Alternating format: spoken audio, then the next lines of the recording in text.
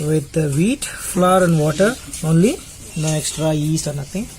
Then we knead the dough and put it here yesterday night. So the morning it dries up. Anything specific you did for kneading?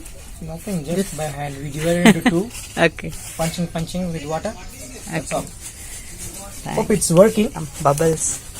So you didn't put any baking soda? Nothing. It's only salt. Salt,